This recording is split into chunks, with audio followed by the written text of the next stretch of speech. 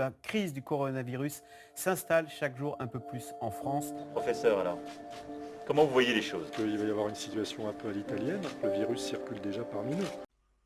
Réuni jeudi 26 mars au sommet, le G20 a décidé d'injecter 500 milliards de dollars dans l'économie mondiale et de faire front commun contre le coronavirus, maladie qui a tué près de 22 000 personnes dans le monde entier. Le monde est confronté à la pandémie du Covid-19 et aux défis posés au système de santé et à l'économie mondiale. Nous convoquons ce sommet extraordinaire du G20 afin de réunir les efforts en vue d'une réponse mondiale.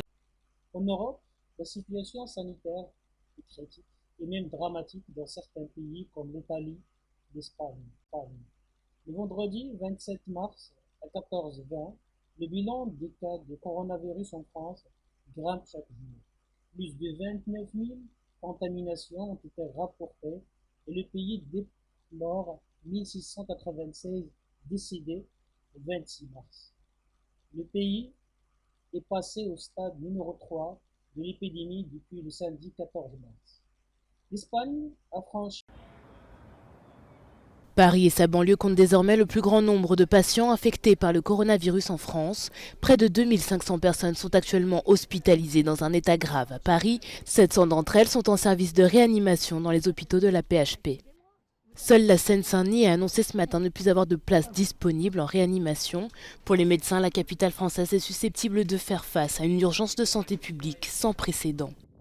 L'Espagne a franchi la barre des 4000 décès. Avec 655 nouveaux décès en 24 heures, le bilan s'établit à 4088 décès. 56 188 cas de contamination ont été confirmés selon le ministère de la Santé. Le nombre de morts a quadruplé depuis vendredi. Les États-Unis. En Espagne, où les hôpitaux arrivent à saturation, le personnel médical désespéré appelle à l'aide. Nous ne pouvons plus les aider davantage. Nous avons un besoin urgent de lits d'hôpital ici à Albacete pour les personnes qui restent souvent 1, 2, voire 3 jours hospitalisées. L'Espagne a enregistré plus de décès de coronavirus que la Chine avec 4365 morts. Ce médecin dit que le pays était mal préparé à l'urgence, ce qui place le personnel médical devant un dilemme d'impossibilité. The problem is that if you develop respiratory distress and Si vous développez une détresse respiratoire et que vous n'avez pas de respirateur artificiel, vous allez mourir. C'est le grand problème.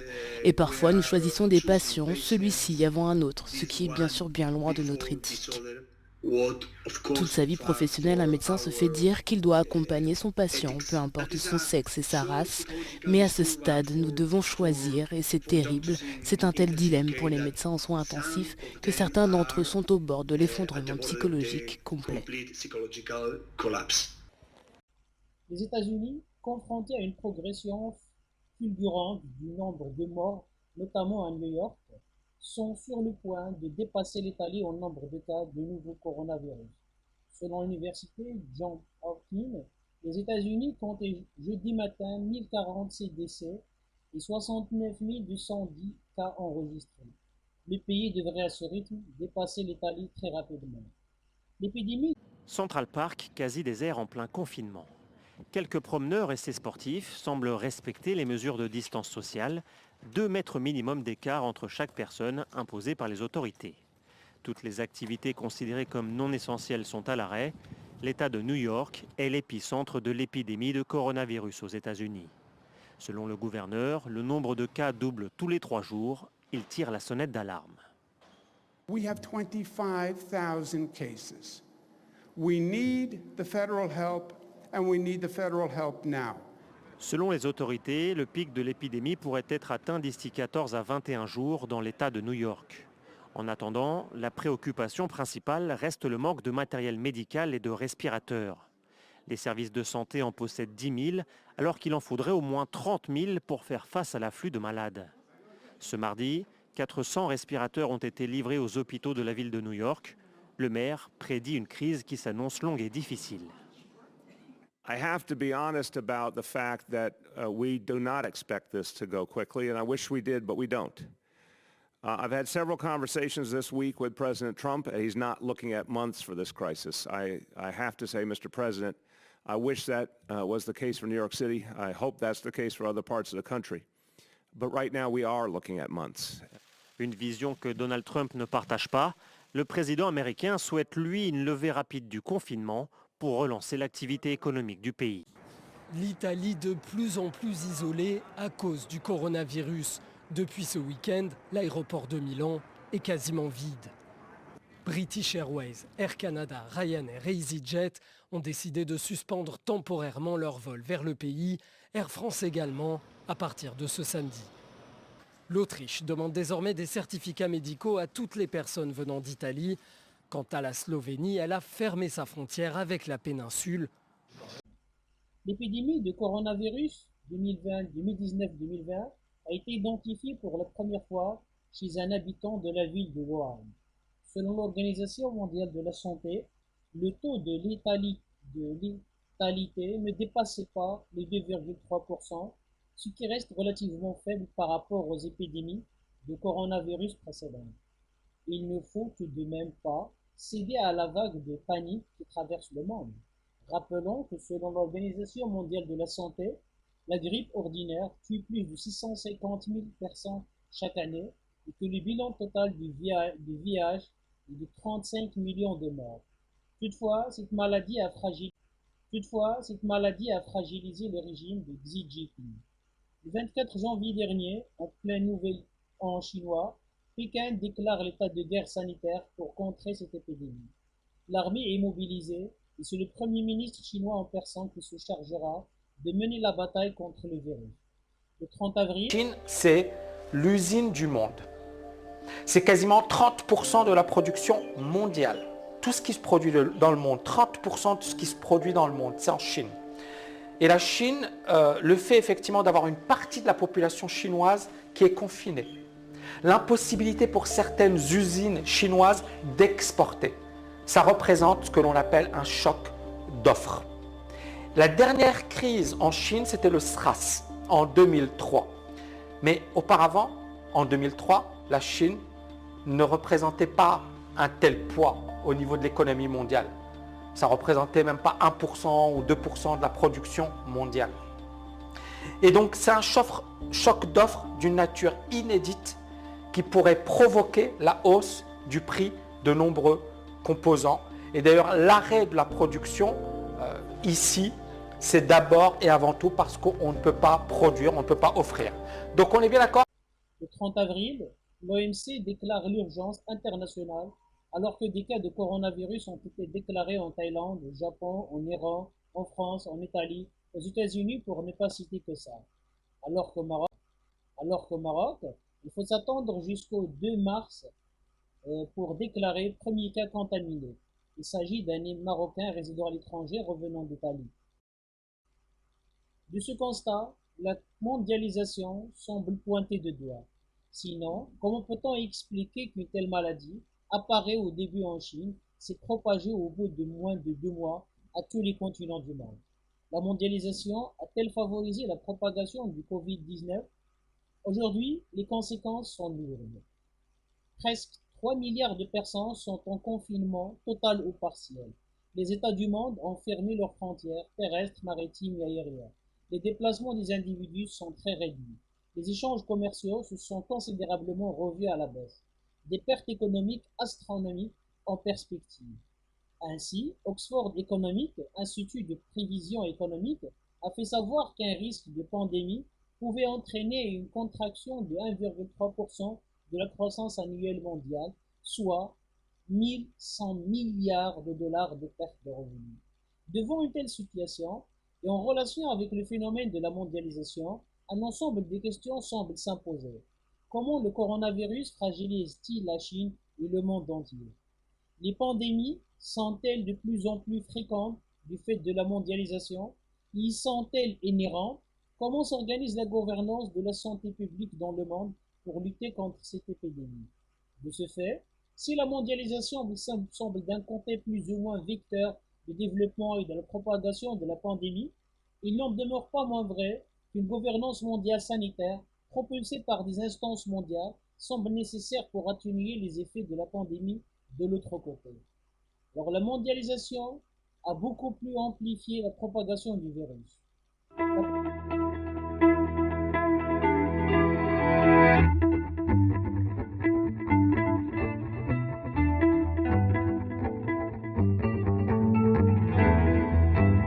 La mondialisation a beaucoup plus amplifié la propagation du virus. La propagation du virus dans les villes chinoises a été ralentie du fait des mesures drastiques prises par le gouvernement chinois. Même l'épicentre que représente Wuhan a vu le nombre de contaminations baisser. Pourtant, le virus a traversé les frontières. L'intensification des flux d'hommes, de marchandises et d'informations dans le cadre de la mondialisation fait que les maladies infectieuses se répandent plus facilement dans le monde. Ainsi, selon quelques estimations, presque de 5 millions de personnes qui sont contaminées ont quitté Wuhan depuis l'apparition de cette pandémie. Très récemment, le gouvernement italien a annulé le célèbre festival de Venise car ce genre d'événement mondialisé offre une conjoncture favorable à la propagation de l'épidémie de coronavirus. L'Italie a en effet isolé 11 villes à cause du Covid. Plusieurs grands événements ont été annulés. Par exemple, le salon de l'automobile à Genève. La Suisse a d'ailleurs interdit tous les événements qui regroupent plus de 1000 personnes et d'autres pays vont probablement emboîter le pas. Le carnaval de Nice a été annulé.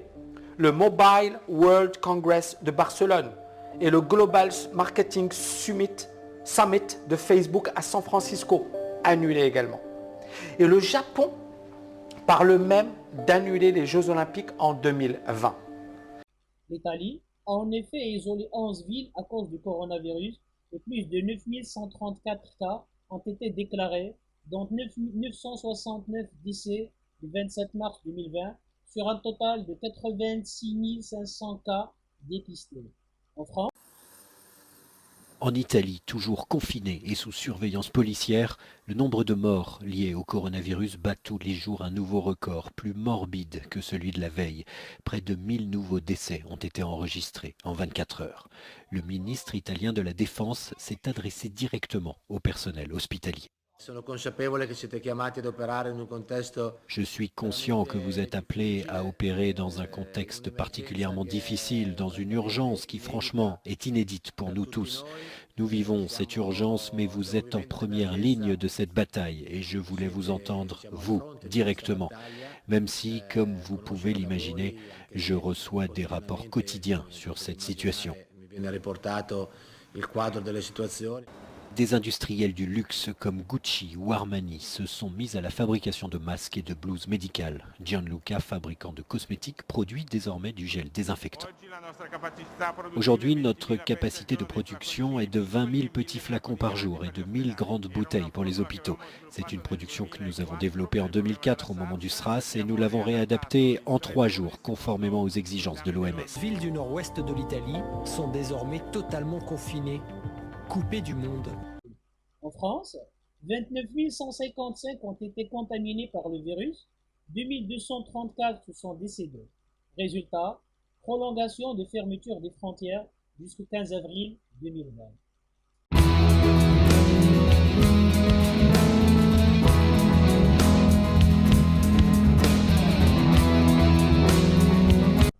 Il faut savoir que le taux de létalité de Covid-19 est de 2,3, alors que celui d'Ebola ou de la grippe aviaire sont respectivement de 50 et 60%. La contagiosité du coronavirus est estimée de 1 à 2, c'est-à-dire qu'une personne infectée va contaminer 2 personnes en moyenne. Il s'agit du même indice de contagiosité que le rhume. À titre de comparaison, la rougeole reste l'exemple type d'une maladie hautement contagieuse avec un indice de 9. Alors, pourquoi le Covid-19 inquiète de tant le monde entier? La réponse est simple. Les mutations aléatoires des virus, le virus se multiplie à l'intérieur des cellules et certaines mutations hasardeuses, dont imprévisibles, peuvent augmenter sa létalité et contagiosité. Une étude chinoise montre que la présence des maladies cardiovasculaires augmenterait le risque de mortalité de 10,5%. un diabète de 7,3 et une maladie respiratoire chronique de 6,3, une hypertension 6%, un cancer 5,6%. Le taux de mortalité chez les personnes atteintes de ces maladies est presque 3 fois plus important que dans la population totale. On peut conclure de ces chiffres que les hommes âgés de plus de 70 ans et déjà malades sont les plus vulnérables au Covid-19 et doivent redoubler de vigilance pour s'en prémunir. Pourquoi le coronavirus fragilise le gouvernement de Pékin et le monde entier?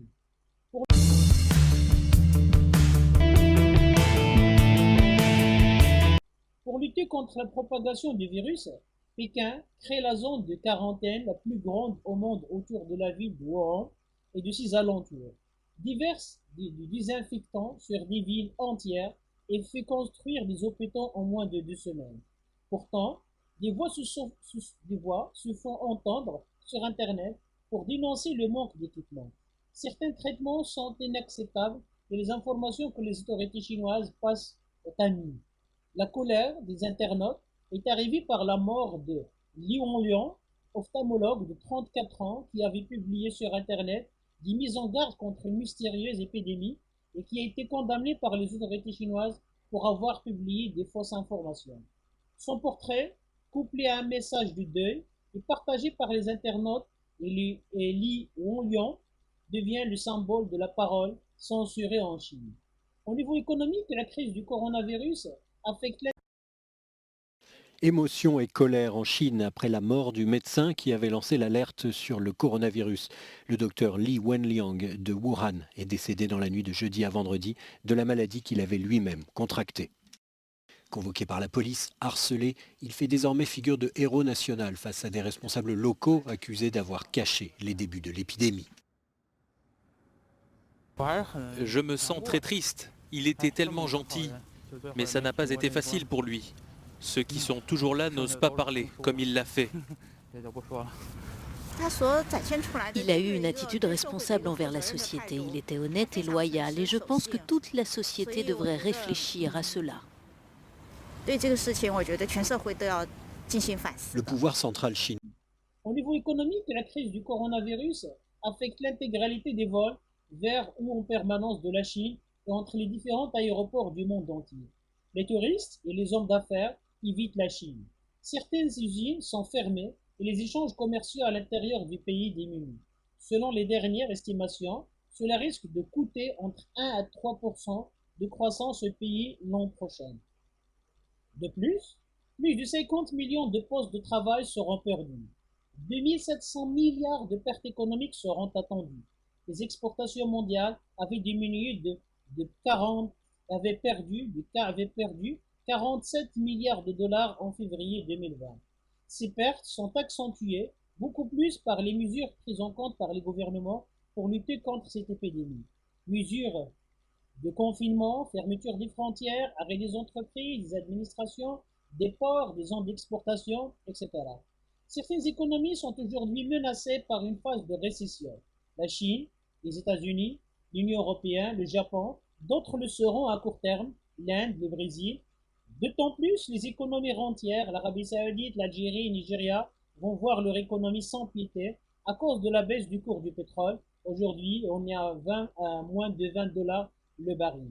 Toutes ces considérations nous amènent à s'interroger sur les caractéristiques du monde post-corona. Une gouvernance mondiale de santé. L'OMS créée 1900 post-corona. Chômage technique, faillite et licenciement. Face à la propagation du Covid-19, Bruno Le Maire décrète l'état d'urgence économique. Autour de lui ce matin, des chefs d'entreprise et des représentants des secteurs de l'industrie, du transport et du tourisme touchés de plein fouet. Et cela ne va pas s'arranger. L'épidémie de coronavirus aura un impact sévère sur l'économie française, qui se chiffrera en plusieurs dixièmes de points de PIB durant l'année 2020. Atelier du monde entier, marché gigantesque, la Chine aujourd'hui à l'arrêt impacte toute l'économie mondiale. Le mécanisme se grippe.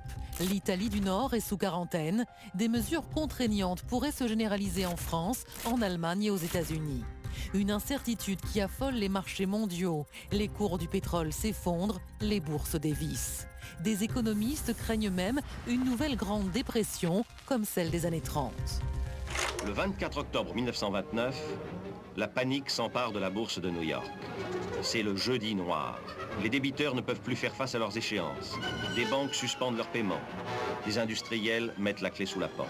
Il y a plus de 14 millions de chômeurs. La Grande Dépression s'étend alors jusqu'en Europe. Un tel scénario peut-il se produire aujourd'hui en raison de l'épidémie de coronavirus? De quels moyens dispose l'Europe pour l'éviter?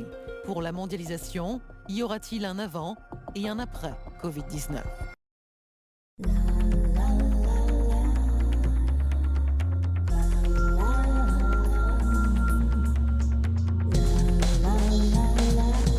Du grand nombre de cas confirmés et de décès en dehors de la Chine. Selon les analystes de la Chine, les relations politiques et économiques de ces pays avec le régime chinois les ont amenés à adopter des politiques inefficaces de prévention des maladies, alors qu'ils s'inquiétaient davantage d'offenser le régime chinois ou de perturber les intérêts économiques avec la Chine.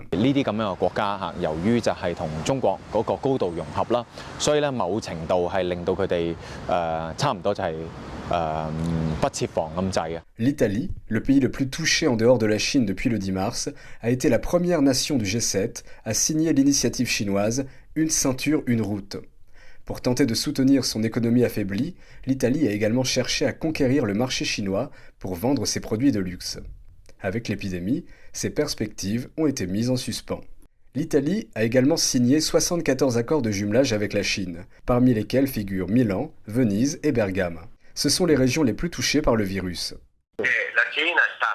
China has definitely been opaque in its communication, and in doing this, it has made no distinctions between its so-called allies or certain Western fools. Because it is not a safe country, it is not a transparent country, and its membership in the WTO means it does not respect any rules, and that it uses them all to its own advantage. Now they are doing the same, even in world health emergencies, to a certain degree. Today we know that we cannot even be certain in terms of health anymore. I think it's time to completely review the relationship with China, and imagine that Europe must now inject so much liquidity into the real economy to re-industrialize Europe and make it independent from China. L'Iran a également connu une augmentation du nombre d'infections, en particulier parmi ses membres du gouvernement. L'Iran a développé un partenariat stratégique global avec la Chine depuis 2016. En violation des sanctions internationales, l'Iran a importé de la Chine des matériaux sous embargo et continue dans le même temps de vendre du pétrole à la Chine. Pendant ce temps, l'Iran a autorisé les vols à destination et en provenance des 4 grandes villes chinoises jusqu'à la fin du mois de février. En revanche, Taïwan a connu un nombre relativement faible d'infections, malgré sa proximité avec la Chine continentale. Le 26 janvier, l'université Johns Hopkins a identifié Taïwan comme le deuxième plus grand risque de propagation de l'épidémie en dehors de la Chine. Cependant, des mesures de prévention solides ont prouvé leur efficacité. Les responsables taïwanais ont commencé à monter à bord des avions et à évaluer les passagers le 31 décembre 2019, après que les autorités de Wuhan eurent confirmé l'épidémie pour la première fois. Début février, Taïwan a interdit aux ressortissants étrangers qui se sont rendus en Chine de monter à bord des avions. À ce jour, 235 cas ont été confirmés à Taïwan.